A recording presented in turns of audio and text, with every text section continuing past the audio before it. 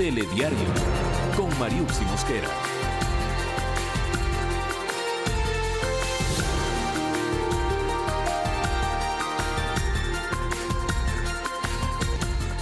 ¿Qué tal, amigas y amigos televidentes? Muy buenas noches. Es un gusto para mí compartir nuevamente con ustedes importante información del acontecer nacional e internacional este lunes 21 de enero. Enseguida con los titulares.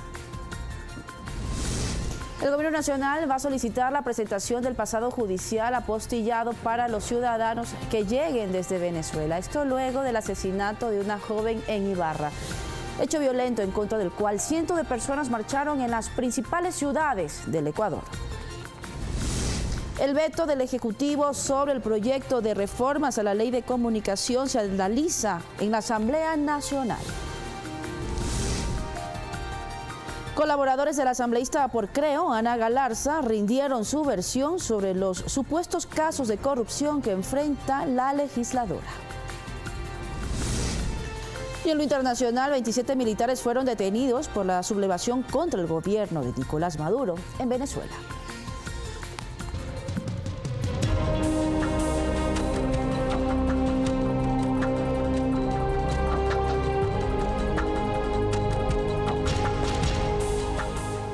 El gobierno ecuatoriano, a través de una cadena nacional, anunció la exigencia del pasado judicial apostillado para los ciudadanos que lleguen desde Venezuela, mientras que Juan Sebastián Roldán, secretario particular del presidente, afirmó que el gobierno no permitirá la violencia contra personas venezolanas.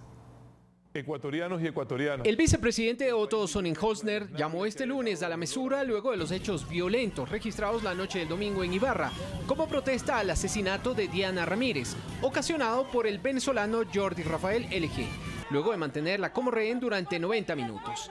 En cadena nacional, el segundo mandatario anunció la primera medida de carácter migratorio para los ciudadanos de ese país. Se requerirá para todos los nacionales de ese país la presentación del pasado judicial apostillado. Aclaró que si bien el agresor es de extranjero, la generalización podría traer más violencia y recordó que el Ecuador también es un país de migrantes. Hoy debemos diferenciar entre los venezolanos que huyen del gobierno de Maduro y otros que aprovechan esta situación para delinquir. Reconoció el apoyo a la policía, pero afirmó que la inacción no será aceptada. Quien no sea capaz de defender la vida de una persona cuando tiene la ocasión y la responsabilidad de hacerlo, no merece ser llamado policía. El secretario particular del presidente de la República, Juan Sebastián Roldán, expresó este lunes en Primera Impresión el espíritu de una publicación hecha el fin de semana por el primer mandatario a través de la red social Twitter. Van a haber brigadas para revisar que no haya empleadores abusivos que aprovechen esa situación de desesperación de los venezolanos que hoy viven la misma situación que ecuatorianos vivieron hace mucho tiempo en otros países. Y confirmó cómo procederá el Ecuador para permitir el ingreso de ciudadanos venezolanos. Porque si es que no hay un pasaporte no podemos saber quién es, y si no hay un pasaporte no podemos tener registros. Y ahora tendrán que entrar con pasaporte y un pasado judicial apostillado por las autoridades venezolanas, porque eso nos garantiza que no haya falsificaciones. Roldán reiteró el respaldo a la Policía Nacional y cuestionó los ataques ocurridos del fin de semana a ciudadanos venezolanos en Ibarra. Entonces la olla de presión se ha ido calentando y lamentablemente hay ecuatorianos que sin ningún sentido les culpan a los venezolanos de todo. Es decir, por este asesinato todos los venezolanos son delincuentes. Eso no va de la mano, de ninguna manera. Ni ataques xenófobos, ni criminales que puedan entrar en el Ecuador a hacer lo que les da la gana. Roldán anunció que se tomarán los correctivos en diversas instancias para reducir los niveles de violencia contra la mujer. Néstor Aguilera, Telediario. Y tras la destitución de la gobernadora de Imbabura, Marisol Peñafiel, luego del asesinato de una joven embarazada en manos de su pareja, el presidente Lenín Moreno emitió hoy el decreto 644 en el que designa a Galo René Zamora Andrade como el nuevo gobernador. A la par, mediante el decreto 645, el primer mandatario designó a Luisa Mercedes Loza Valverde como gobernadora de la provincia de Chimborazo, tras la renuncia de su antecesora Margarita Guevara. Y mientras tanto, ciudadanos venezolanos residentes en Ecuador piden no ser estigmatizados como consecuencia de los hechos acontecidos en Ibarra este fin de semana. Cuestionaron la medida del gobierno ecuatoriano de solicitarles el pasado judicial apostillado a quienes deseen ingresar al país. Las organizaciones de ciudadanos venezolanos que viven en Ecuador se activaron este lunes tras los hechos ocurridos en Ibarra. Llaman a la calma y piden no ser catalogados ni estigmatizados. Afirman que los problemas de violencia de género van más allá de una nacionalidad. Manifestamos nuestro apoyo a la justicia ecuatoriana para que se ejecuten las investigaciones correspondientes y se aplique la máxima sentencia para evitar en un futuro este tipo de delitos. Denuncian que en Ibarra y en otras ciudades del Ecuador se están registrando actos de intimidación y violencia en contra de ciudadanos venezolanos. Queremos hacer un llamado a la calma, a la tranquilidad, a la paz. Y a nuestra gente que está en Ibarra ahorita, que estamos en contacto directo con ellos, hacerles saber que estamos siguiendo de cerca esta situación. Cuestionaron además la decisión del gobierno nacional de exigir de aquí en adelante a todo ciudadano venezolano que quiera ingresar al país la presentación del pasado judicial apostillado por las complicaciones que representa sacar ese documento en Venezuela. Menos de 6 meses no puede tardar, demora, desde territorio venezolano, dependiendo la gestión, dependiendo los sistemas electrónicos del mismo país, que es como se tramita este documento. Argumentan que Ecuador está en su derecho de exigir papeles a los ciudadanos que quieran ingresar a su territorio. En el caso de Venezuela, plantearon esta alternativa.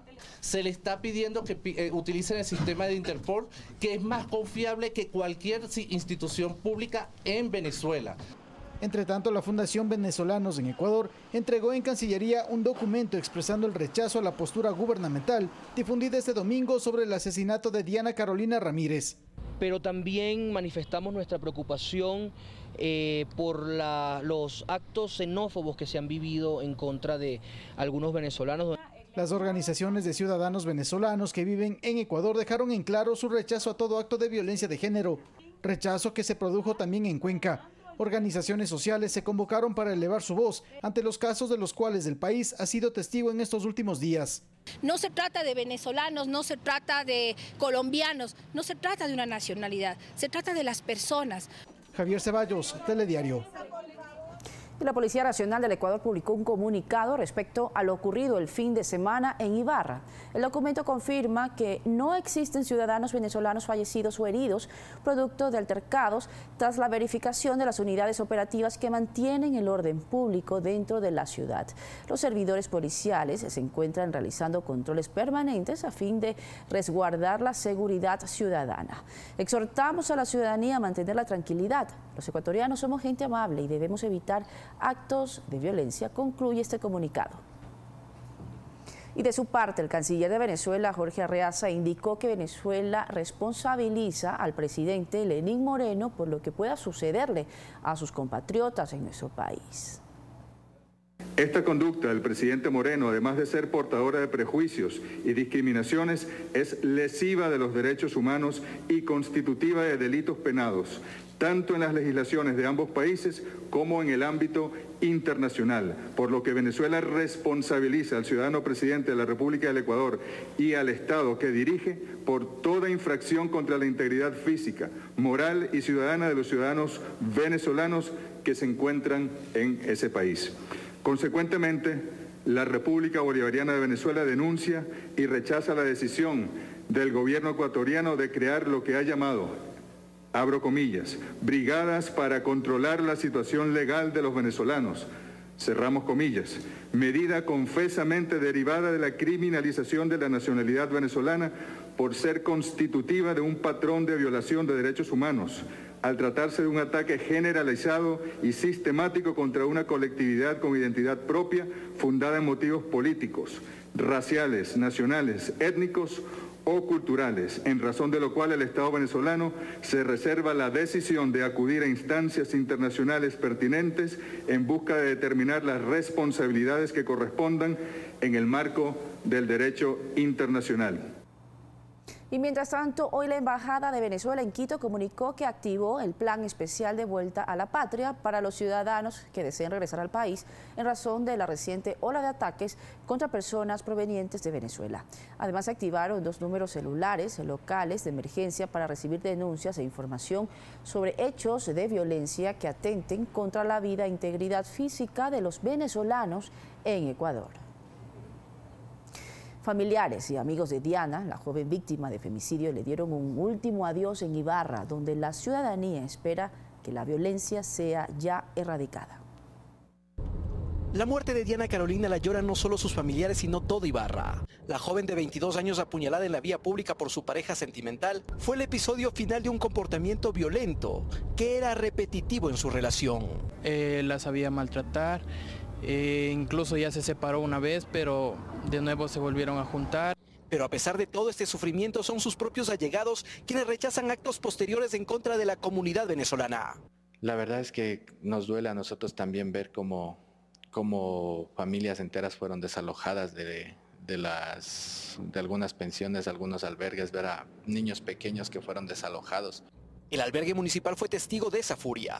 Vidrios rotos, puertas forzadas y más daños a una infraestructura que cuando pasó la turba ya no tenía migrantes en su interior. Y pues les dimos a conocer que prácticamente no había nadie. Ellos también entraron a una comisión acá y confirmaron y verificaron que no había nadie. Es que esto fue un dolor adicional que ha dejado a los ibarreños, quienes solo esperan que actos como los de la noche del pasado domingo no vuelvan a ocurrir, pues deja de lado el verdadero comportamiento de sus ciudadanos. Sinceramente, la xenofobia nos ha llevado a lo que ayer nos llevó a ser una Ibarra violenta, una Ibarra agresiva. Y yo hablo en personas que yo conozco, son de muy excelente personalidad, gente venezolana muy educada. Un pensamiento que comparte Herbie Reina, venezolano que lleva 40 días en el Ecuador y lo único que pide es no generalizar. Como dicen en nuestro país, por unos pagan todo, por unos pagamos todo. Entonces, bueno, ese mensaje al pueblo de Ecuador que lo sentimos, como venezolanos lamentamos esta situación, pero que también habemos gente trabajadora, gente profesional que quiere aportar. Con imágenes de David Santillán y Wilson Chuquitarco, en Ibarra, Alex Llanos, Telediario. Y en Guayas se recorrerán cuarteles de policía para analizar la dotación de más implementos a la institución. El gobernador de la provincia, Raúl Ledesma, niega que se cobre a los uniformados por las balas que ellos usan. El artículo 163 de la Constitución señala que la Policía Nacional es, entre otros puntos, una institución estatal de carácter civil, armada y altamente especializada, cuya misión es atender a la seguridad ciudadana. Sin embargo, su principal objetivo se ha visto cuestionado tras los sucesos ocurridos en Ibarra, que motivó a una respuesta de la ministra del Interior, María Paula Romo. La policía no solo puede usar la fuerza, tiene la obligación de hacerlo. Lo repito, cuando se trata de proteger una vida, la policía no puede dudar. A la par, la ministra recalcó que el gobierno respaldará el accionar de los uniformados. A esta declaración se sumó el gobernador del Guayas, Raúl Ledesma, quien indicó que en la provincia no existen policías detenidos por intercambio de balas en hechos delincuenciales. Y negar también esas aseveraciones falsas, que a la policía les cobran los cartuchos, les cobran los disparos, le cuentan las balas. Esto es absolutamente mentira. El gobernador Ledesma y la ministra Romo recorrerán los cuarteles de policía de la zona 5 y 8 para verificar si los equipos con los que se cuentan son suficientes. Tenemos que darles dotación nuevos de chalecos, dotación de más armas, dotación de más herramientas para precautelar la seguridad. La principal autoridad de la provincia posesionó a Nayet Lara como intendente de policía del Guayas y a María José Carvajal como jefa política, quienes se sumarán a los esfuerzos para combatir la delincuencia. Luis Alfredo Zúñiga, Telediario. Ni una menos fue el grito que se escuchó en Quito para rechazar la violencia de género en una marcha que llegó a la Fiscalía General para exigir agilidad en los procesos por este tipo de delitos y reclamar la aplicación de la ley que protege a la mujer.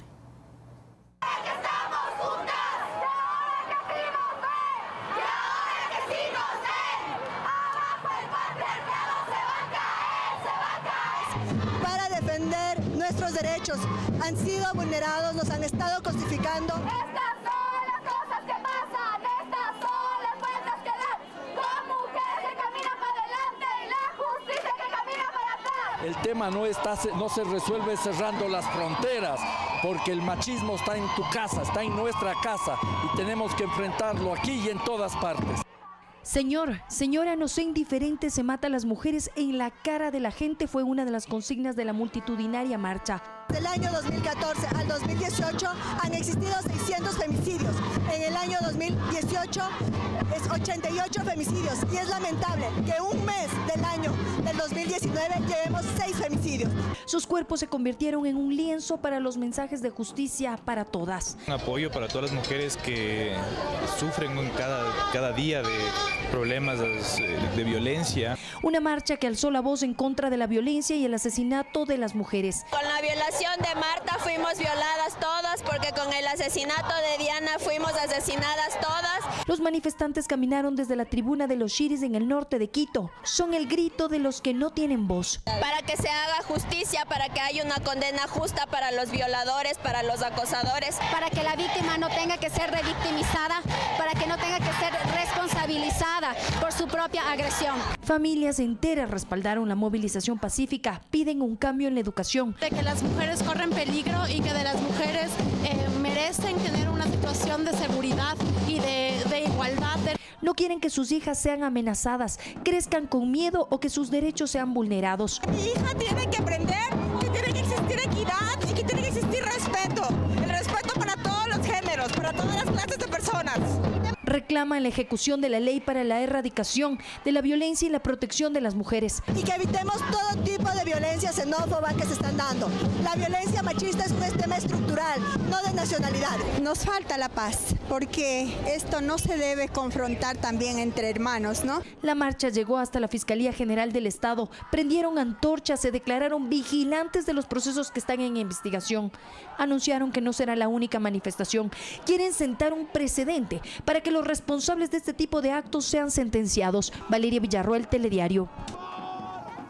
Y también miles de personas marcharon por las calles del centro de Guayaquil con el fin de visibilizar la violencia machista que existe en Ecuador, país donde una mujer muere cada 3 días en manos de quien un día le dijo que la amaba. Nos quitaron todo, menos el miedo. Vivas nos queremos, ni una menos. Todas las consignas servían para denunciar a todo pulmón la violencia que sufren por la simple razón de ser mujeres. Indignadas ante estos atroces atentados contra la mujer, que en un momento dado crean mucha contrariedad, por decirlo menos, entre la ciudadanía, y que luego viene otro que hace olvidar. A su paso se sumaban hombres, niños, adolescentes, miembros de la comunidad LGBTI, personas de a pie que magnificaban el grito y acompañaban su lucha. ¡Justicia! ¡Justicia! ¡Justicia! Yo me siento desprotegida. Sí, yo tengo hijos y los estoy formando justamente para que ellos puedan de alguna manera contribuir a proteger a la mujer, pero no debería ser así, o sea, el país ya debería darnos las garantías y las seguridades. La violencia hacia la mujer es algo totalmente injusto y muy mal, que no se debe hacer jamás, ni en el Ecuador ni en ninguna parte del mundo. En las calles del centro de Guayaquil le decían a Marta, la chica violada por 3 seres a los que consideró amigos, que no estaba sola. Todas eran Marta, todas eran Diana, la muchacha que fue apuñalada a muerte por su pareja sentimental. Esto no se trata de que si son venezolanos o si son de otro país, porque tenemos que recordar que esto salió también de aquí, de 3 ecuatorianos que violaron a una mujer de manera salvaje. ¡Viva nos queremos! ¡Viva nos queremos! Resolvieron ya no tener miedo y enfrentar a un machismo que las oprime, les corta las alas y las mata. Carlos Burgos, Telediario.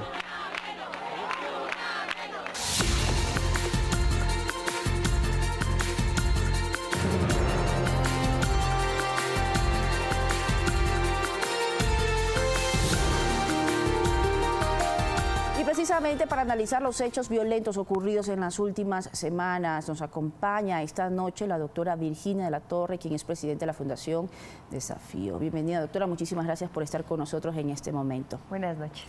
Doctora, existen cifras lamentables, hechos lamentables, tristes que hemos sido testigos nosotros los ecuatorianos en estos últimos días, en estas últimas semanas, pero lo más triste y a veces desconocido por los ciudadanos es que cada 3 días se asesina a una mujer simplemente por el hecho de ser mujer. ¿Qué está pasando? Y el 70% de estos asesinatos provienen de sus parejas. Así es, así es. Es lamentable que el machismo violento, porque el machismo es violencia, el machismo mata, esté resentido, digo yo, porque se está dando cuenta que las mujeres están diciendo basta, las mujeres están diciendo no más, las mujeres están reaccionando frente a una situación que las agrede, las vulnera. Y claro, desde hace varios años que las mujeres han tomado mucha más conciencia y hay espacios de denuncia y hay marchas y hay más conciencia en el movimiento de mujeres, pues ha aumentado la violencia y ha aumentado los femicidios. Entonces, una demostración fehaciente, una demostración gráfica horrorosa fue el femicidio de Diana. O sea, y no solo es un femicidio, a Diana la matan delante del Estado. El Estado estaba delante. ¿Cree que se debe evaluar, que Claro. se deben considerar y revisar, reestructurar la forma de los procedimientos precisamente en estos casos críticos?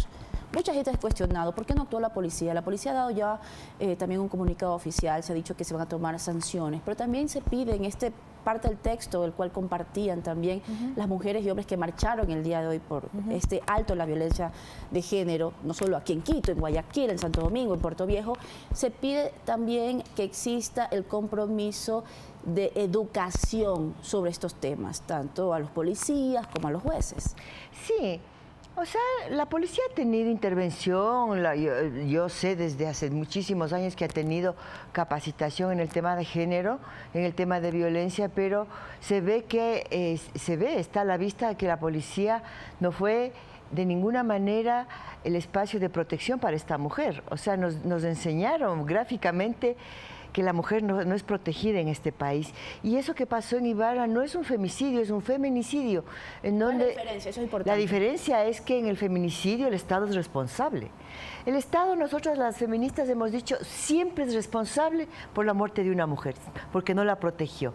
Pero ahora hemos visto en una filmación delante de todos cómo el Estado no protegió porque la mataron frente al Estado. ¿Pero qué pasa con el ciudadano, doctora, con nosotros, que somos testigos y nos convertimos en cómplices al momento de estar parados ante una escena tan cruel, tan triste, y solamente dedicarnos a grabar cuando tenemos instituciones como el ECU 91, podemos actuar en conjunto para haber evitado este triste final? Es tan doloroso lo que ha pasado porque es la constatación de que la vida de las mujeres vale muy poco. O sea, la gente, la sociedad civil que estuvo ahí filmando y no actuando, nos da cuenta de cómo ese grupo de gente que estuvo ahí no fue capaz de salvar la vida de una ecuatoriana, porque se lanzaron luego en contra de un venezolano con una xenofobia vergonzosa porque nos ha dado vergüenza cómo el pueblo de Ibarra reaccionó, haya sido por lo que haya sido, pero reaccionó de una manera vergonzosa y no protegió a su compatriota, no tuvieron la capacidad de decirle al policía, de dar ideas, de incluso proteger a esa mujer, porque es su compatriota, era su compatriota. Entonces realmente da cuenta de cómo en este país el machismo impera. La violación de Marta es otro signo de cómo la vida de las mujeres, el cuerpo de las mujeres es cosificado, violentado, utilizado para donde fines también tan existió terribles. grabaciones, doctora, en un hecho donde además por parte de los delincuentes de quienes realizaron este acto también grabaron. ¿Qué está pasando? El machismo usted varias veces en esta entrevista lo ha mencionado, pero es importante también analizarlo en su contexto, de forma y fondo, porque luego vienen los cuestionamientos del feminismo, del machismo, pero existe, el machismo existe, es cierto que existe y es real la desigualdad de género en todos los ámbitos, porque el ser mujer es un factor de riesgo, no solamente en su casa, sino en el trabajo, en un lugar público.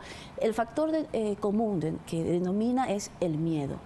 ¿Por qué se sigue la mujer escondiendo y no hablando o saliendo de esa burbuja del miedo? El miedo es una reacción a una situación de riesgo que todas las mujeres sentimos porque vemos cotidianamente y ahora con mayor intensidad que ningún espacio es seguro. Ningún espacio es seguro. Estamos viviendo y viendo cómo el espacio educativo es inseguro porque violan a las niñas y a los niños.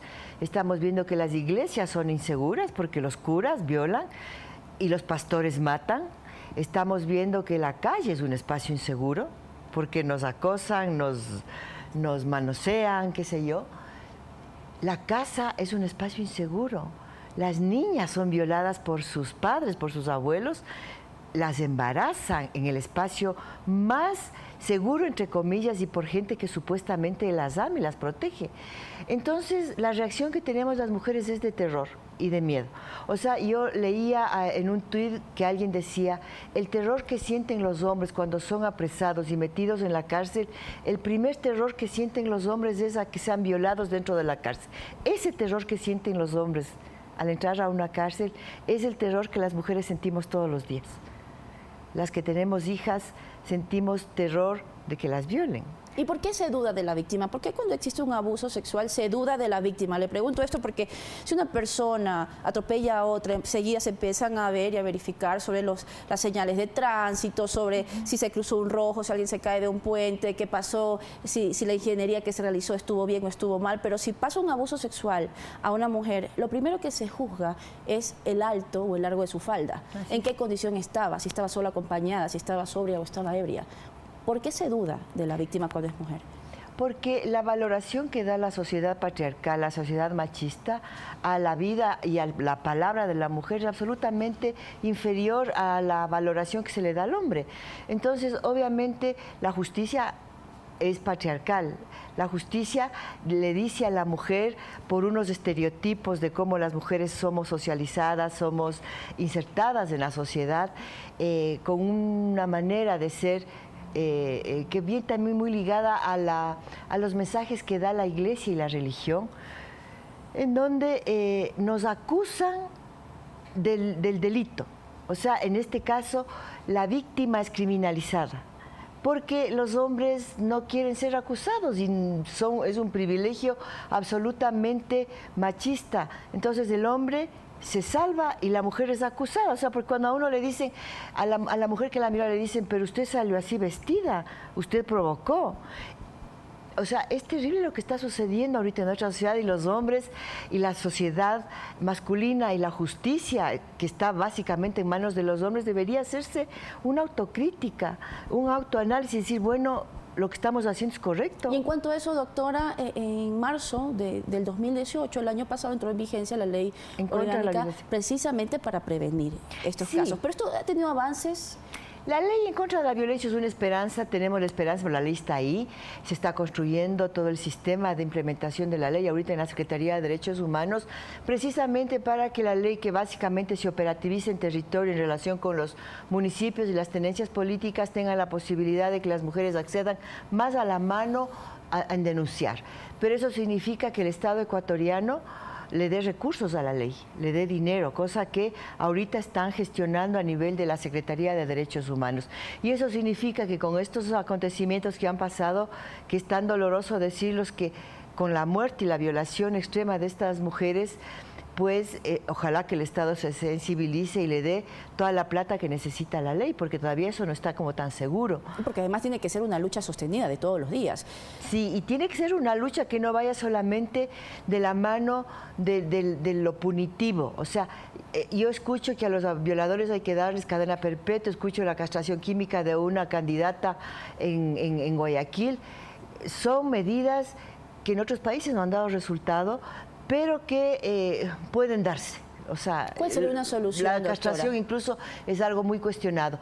Pero la solución o enfrentar de una manera adecuada a esto es profundizar y cambiar los patrones socioculturales que definen que la vida de las mujeres no vale o es menos valorada que la vida de los hombres, y que realmente trabajemos por la igualdad y por la equidad, por la no discriminación, por la no violencia. Y en ese sentido, las mujeres hemos avanzado mucho y los hombres no. Los hombres están muy rezagados en esa lucha, y por eso pensamos que han aumentado los femicidios, las violaciones, y la crueldad se ha profundizado. O sea, que filmen la violación, que haya gente que filme el asesinato de una mujer, el femicidio de una mujer, da cuenta de que somos una sociedad misógina que desprecia a las mujeres, que somos una sociedad que le importa poco cómo está dejando un país a las niñas, a las adolescentes y a quienes van a recibir este país, que ahora está representado y está siendo defendido por estas feministas, por estas mujeres jóvenes que han salido ahora. Bueno, hemos salido todas, no han salido solo ellas, pero ellas están a la vanguardia. Entonces tenemos esperanza, pero realmente el tema del patriarcado, el tema de, de esas masculinidades... Sí, de la educación sexual libre integral también, doctora, que es importante, ¿no? Enseñar a las mujeres que el cuerpo solamente les pertenece a ellas. La educación sexual integral sirve para que hombres y mujeres entiendan que sus cuerpos son de ellos. Las mujeres sepan y las niñas sepan y los niños sepan que su cuerpo es de ellos y que con la educación sexual van a poder prevenir situaciones de abuso y de violencia porque van a poder avisar. Muchísimas gracias, doctora, por acompañarnos esta noche en este espacio de entrevistas. Virginia de la Torre, representante presidente de la Fundación Desafío. Vamos con más información. Les contamos que el ministro de Educación, Milton Luna, llamó a la paz y solidaridad con respecto a los ciudadanos venezolanos. Indicó que en las instituciones educativas se deben fomentar estos principios. Como medida preventiva frente a los hechos violentos que se han registrado en varios puntos del país contra ciudadanos venezolanos, el ministro Milton Luna manifestó que en las instituciones educativas se promueve la paz, solidaridad y respeto. Estos tendrán que ser suficientemente creativos precisamente para proteger, adecuar e impulsar diálogos y acciones. Porque Para este año escolar en el régimen Costa ingresarán al sistema educativo 4.500 niños, niñas y adolescentes de nacionalidad venezolana, lo que para el funcionario da cuenta de la política de apertura. Nosotros somos un país que desde su origen ha tenido principios básicos ligados precisamente con el respeto a los derechos de la gente. Según Rosana Viteri, principal de Plan Internacional en Ecuador, no es la primera vez que se presentan manifestaciones xenófobas contra varias nacionalidades y los niños y niñas son los más afectados. Y nos describieron con mucha claridad y precisión el tipo de xenofobia y de discriminación que sufrían en la frontera. Y entonces las maltratan, las discriminan por mujeres, piensan que son chicas fáciles, piensan que están metidas en la droga. Hizo un llamado para reflexionar sobre lo que representa la migración forzosa, como es el caso de los ciudadanos venezolanos. Creo que es el momento de mostrar que nosotros sí podemos incluir a otras personas, que podemos proteger a niños y niñas que están viniendo de Venezuela en una situación complicadísima, dejando todo porque ya no tienen nada. Para evitar este tipo de hechos, los padres y maestros tienen en sus manos una gran responsabilidad de educar en respeto y estar vigilantes ante cualquier manifestación contraria. Sofía Montoya, Telediario.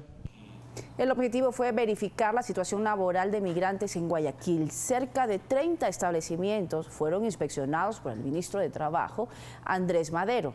6.300 locales fueron sancionados en 2018 por incumplir con esta normativa. Para que los migrantes puedan laborar en el país deben contar con una visa de trabajo, mientras que las empresas deben cumplir con sus obligaciones como afiliación a la Seguridad Social y registro de contrato. Sin embargo, estos dos puntos son en los que más faltas incurren. En esta lavadora de carros en el sector de Sauces 9 en Guayaquil existen 14 trabajadores, todos migrantes venezolanos. Ninguno de ellos cuenta con afiliación a la Seguridad Social ni registro de contrato. Gerson llegó desde Venezuela hace un año y gana según la cantidad de carros que lava al día. Una jornada de 12 horas, de lunes a lunes. No hay contrato, por ejemplo. No hay contrato. Tampoco afiliación a la Seguridad Social.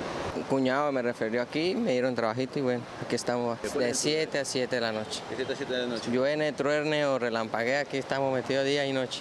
¿Y cuánto ganas por carro? Por carro ganamos $1 por cada carro, pues.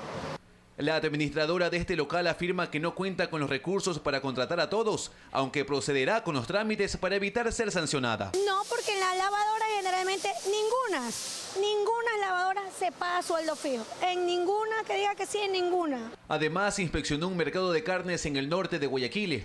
Allí no se encontraron irregularidades. El año anterior, para que tengan una información, realizamos aproximadamente 16.000 inspecciones a nivel nacional, las cuales dieron como resultado aproximadamente 6.300 sanciones por diversos motivos. Más de 1 millón de venezolanos han ingresado al Ecuador, de los cuales alrededor de 200.000 permanecen en nuestro territorio. Los establecimientos inspeccionados tienen 48 horas para regular las condiciones laborales. Caso contrario, serán clausurados. Luis Alfredo Zúñiga, Telediario.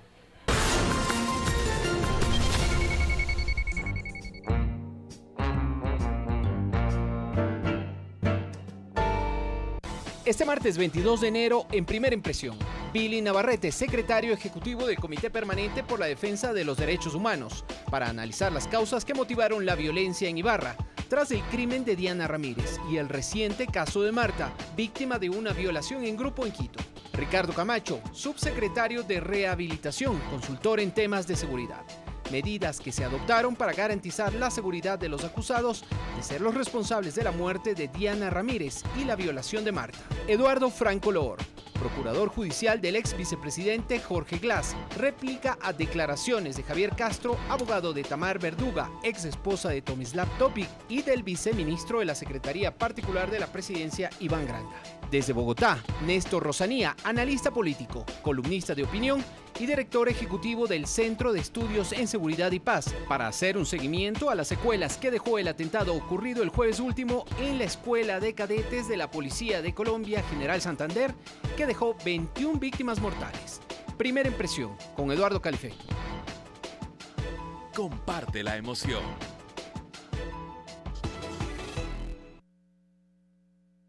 Este martes, en Memoria del Futuro, Embraimo, un robot que escribe y dibuja para personas con discapacidad visual. Lauretino, un dispositivo que reduce la emisión de gases en motores de combustión. Y Sojukai, una práctica que mezcla el arte marcial con danzas ancestrales. Las buenas ideas están en Memoria del Futuro, este martes a las 22 horas. Por Ecuador TV. Comparte la emoción. Tomamos decisiones que no afectan tu bolsillo, como Jumandi, que seguirá pagando el mismo pasaje de bus. Cristina, que su tarifa de taxi no subirá. O Pancho, que su carrera quedará igual que siempre. Y Mayra, que pagará lo mismo al comprar sus alimentos. Reducimos los subsidios a los combustibles y los precios no suben. Con decisiones responsables, garantizamos tu futuro. El gobierno de todos. Forma parte de nuestro club de suscriptores de Diario El Telégrafo por $13,90 mensuales. Benefíciate de descuentos especiales en establecimientos aliados a nivel nacional. Club de suscriptores El Telégrafo, porque estar bien informado tiene más de un beneficio.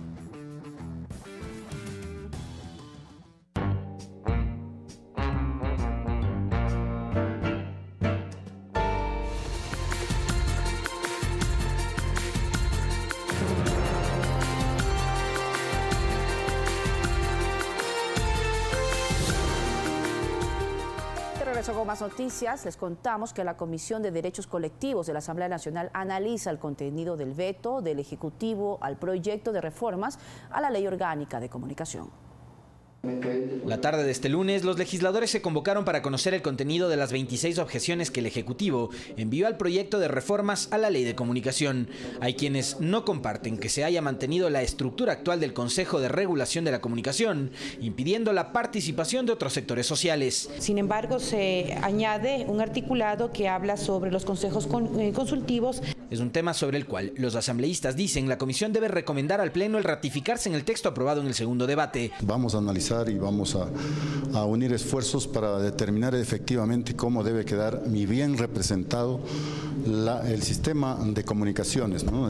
Quienes hacen comunicación. En el documento se veta la transitoria octava que daba paso a la renovación automática de frecuencias. Ahora, Arcotel deberá emitir un informe técnico. Tiene que haber un concurso a excepción de aquellos que lo han hecho legalmente, ¿no? Pero aquellos que no han hecho de forma transparente es necesario que haya una revisión. En el texto se proponen nuevos porcentajes en la distribución de las mismas, manteniendo el 34% para los medios comunitarios, 10% para los públicos y 56% para los medios privados. Nosotros no habíamos topado el 33, 33, 34. Nosotros habíamos aspirado a tener una objeción más coherente, más hacia la distribución equitativa de las frecuencias. No hubo votación en esta jornada, pues aseguran que el documento debe ser analizado a profundidad. Alexis Moncayo, Telediario. Y el personal que labora en el despacho del asambleísta de Creo, Ana Galarza, rindió su versión en la comisión multipartidos. Francisco Sevilla, su esposo, confirmó que es quien usa la tarjeta magnética asignada a la asesora Carmen Alvarado. La comisión este lunes escuchó a quienes son parte del equipo de la legisladora Ana Galarza. Carmen Alvarado, quien ocupa el cargo de asesora 2, dijo no haber hecho depósitos a favor de Galarza o su esposo Francisco Sevilla. Jamás le he dado a la asambleísta ni un centavo ni le he depositado en sus cuentas, jamás. Alvarado se ratifica en la versión de que trabaja en Ambato, pero que la tarjeta magnética asignada a ella la deja en Quito. Cuando ella me lo pida, yo estoy aquí. Sobre este detalle, Francisco Sevilla, esposo de Galarza, aceptó ser quien utiliza la credencial de Alvarado para ingresar al Palacio Legislativo. Tal vez se cometió un error en utilizar la tarjeta de Carmen, que es la asesora de un territorio que no está aquí en Quito permanentemente, para poder entrar a la Asamblea Nacional. Dijo además que no tiene una cuenta bancaria a su nombre, por lo que desestimó las versiones de que recibía parte del sueldo de la señora Alvarado. Yo en el año 2016 quebré y desde ahí mis cuentas bancarias están inactivas. Omar Mayorga, asesor 1 del despacho, desmintió las denuncias de Lenin Rodríguez de que era quien recibía supuestos aportes para cubrir gastos de campaña. El señor Lenin Rodríguez señala que me ha entregado varios pagos en efectivo, a lo cual debo decir que es mentira. Nunca él ni nadie me ha dado un centavo. Quien hoy es asistente del asambleísta Galarza, Marcelo Rosero, también señaló como falsas las acusaciones de Rodríguez, afirmando que él jamás ayudó a la legisladora con las tareas de su maestría, pues no tiene conocimientos en psicología. Las funciones que yo desempeño en el despacho, que al inicio de mi intervención les expliqué, no me permiten realizar ninguna otra actividad dentro de mi horario laboral. Esto es falso. Las versiones de Ana Galarza se receptarán este martes en la comisión. Alexis Moncayo, Telediario. La Contraloría del Estado halló algunas novedades en el examen especial a los concursos de méritos y oposición, impugnación ciudadana y control social para la designación de jueces y conjueces de la Corte Nacional de Justicia de julio de 2011 a mayo de 2018. Son observaciones provisionales al trabajo del Consejo Nacional de la Judicatura en ese periodo, donde designó a jueces y conjueces de la Corte Nacional de Justicia. Entre los principales hallazgos del equipo auditor de Contraloría se destaca, por ejemplo, que se habría nombrado como conjuez a un aspirante que se ubicó en el puesto 26 y no al ubicado en el casillero 15 dentro del concurso. Se nombraron conjueces a 13 hombres y a 8 mujeres y respetando el principio de paridad de género. El equipo de auditoría de Contraloría encontró que no se publicaron en la página web institucional de la Judicatura los resultados por cada fase del proceso de oposición, debido a que la información se encuentra encriptada, es decir, bajo un código especial que impidió verificar si los resultados publicados corresponden a las notas alcanzadas por los postulantes. En los concursos de renovación de los años 2014 y 2017, el 32%, según Contraloría, de los ganadores estaban vinculados con áreas en el Consejo de la Judicatura que tenían a cargo el proceso de selección. Son al menos 23 observaciones preliminares establecidas por el organismo de control, que a posterior se plasmarán en un informe final donde se concretarán las responsabilidades civiles, administrativas o penales, según sea el caso. Javier Ceballos, Telediario. Y la Fiscalía General del Estado recibió este lunes el apoyo de otras instituciones de control al pedir al Ejecutivo que le dote de mayores recursos económicos y talento humano para mejorar su trabajo. Las principales autoridades de la Procuraduría, Contraloría y Unidad de Análisis Financiero firmaron un convenio de cooperación para mejorar su tarea ante la corrupción. La firma de este documento compromete un trabajo coordinado entre las principales instituciones de control. Es un convenio de cooperación interinstitucional que tiene este objetivo. Permita que nuestras instituciones concurran de manera coordinada a la información e investigación, al seguimiento de los procesos, a la sanción de los delitos y a la recuperación de los recursos públicos. Que el trabajo de cada entidad sirva como insumo para complementar el trabajo de la otra y tener así resultados más eficientes en materia anticorrupción. Necesitamos los insumos tanto de Contraloría como de UAFE y con ellos nosotros arrancamos recién un proceso penal. Tarea de cada entidad en su respectivo andarivel. Ese es el camino, trabajar juntos, coordinadamente, con las competencias, respetando las competencias de cada una de las instituciones, pero con un mismo fin. En este acto, tanto la Procuraduría y Contraloría respaldaron la necesidad de que el Ministerio Público reciba de parte del Gobierno Central un mayor aporte económico y logístico para mejorar su trabajo de investigación y encauzamiento judicial de los procesos. El llamado al Poder Ejecutivo para la asignación de recursos y el mayor apoyo posible a la acción de la Fiscalía es algo que estamos en este mismo momento realizando. Sin embargo, para que tengan una idea, nosotros solo para peritajes necesitamos alrededor de $1.200.000. Mire, nosotros creemos, a grosso modo, a nivel nacional, alrededor de unos 400 fiscales, pero no vamos a poder cumplir ni con los recursos de este año todas las aspiraciones que tiene Fiscalía. La aplicación de este convenio será de manera inmediata, con la intención de proporcionar a la ciudadanía los resultados que espera. Javier Ceballos, Telediario. Este martes iniciará el Foro Económico Mundial de Davos en Suiza, en el que se destaca la participación mayoritaria de mandatarios sudamericanos, entre los que se encuentra el presidente ecuatoriano Lenín Moreno. A este se suma otro hecho inédito, la ausencia del mandatario estadounidense Donald Trump, quien no arribará a Suiza debido al cierre parcial del gobierno de su país, que este lunes inició su segundo mes. Los organizadores dejaron clara su intención de que la actual política mundial no monopolice las conversaciones enfocadas en oportunidades de negocios a nivel global. Y el ministro de Economía y Finanzas, Richard Martínez, publicó en su cuenta de Twitter un mensaje a propósito de la presencia del presidente Lenín Moreno en el Foro Económico Mundial. Abrimos las puertas de Ecuador al mundo. Regresaremos con más y mejores aliados para superar la pobreza, combatir el cambio climático y aprovechar la globalización 4.0. Somos un país con prosperidad. Esto fue lo que escribió el ministro Martínez. Es una cita que nos va a permitir seguir abriendo los espacios de colaboración y cooperación con muchos socios a nivel internacional. Es una cita también que va a permitir que todos los ojos del mundo se pongan en Ecuador para que vean las nuevas oportunidades de inversión, más libertad, más prosperidad, más diálogo, que es lo que promueve nuestro presidente. Estamos seguros de que vamos a regresar al país con nuevas noticias, nuevas expectativas y más oportunidades para los ecuatorianos.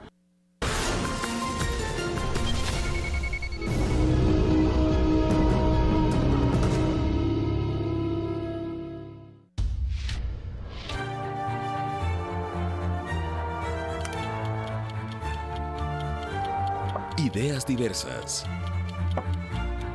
Posiciones contrapuestas. Perspectivas diferentes. Nosotros nos enfocamos en los argumentos, ustedes sacan las conclusiones. Blanco y negro, todos los lunes a las 22 horas. Por Ecuador TV. Comparte la emoción. Este martes no se puede perder Café TV. Hablaremos de el endeudamiento. ¿Hasta dónde debemos estirar las sábanas? También estaremos dándole detalles del Global Game Jam, un evento auspiciado por Ciespal que se realizará en los próximos días para la creación de videojuegos. Además, talleres de emprendimiento y muchísimas otras cosas aquí, como siempre, en Café TV. Le esperamos. Nuestra cita es a las 10 horas con 40 minutos por Ecuador TV. Yes. Comparte la emoción.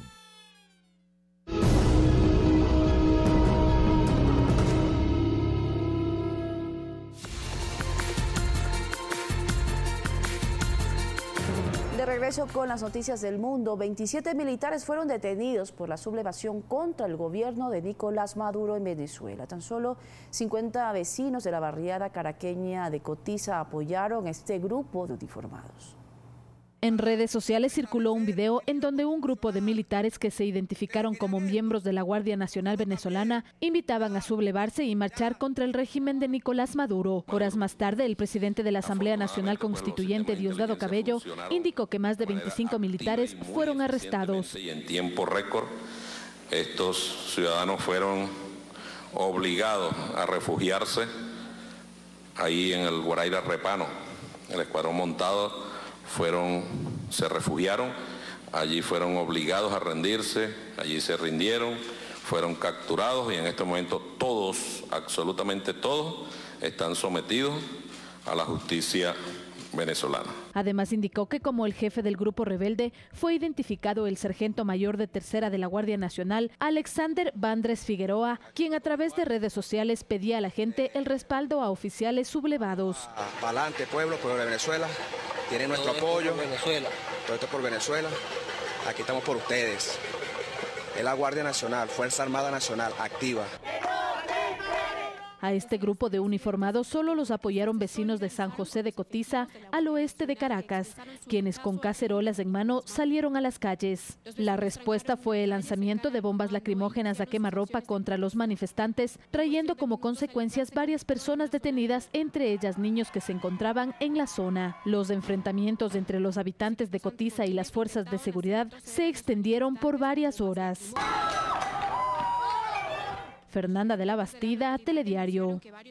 Esto mientras que el Tribunal Supremo de Justicia de Venezuela desconoció el poder del Parlamento venezolano de mayoría opositora, que también es rechazado por Nicolás Maduro.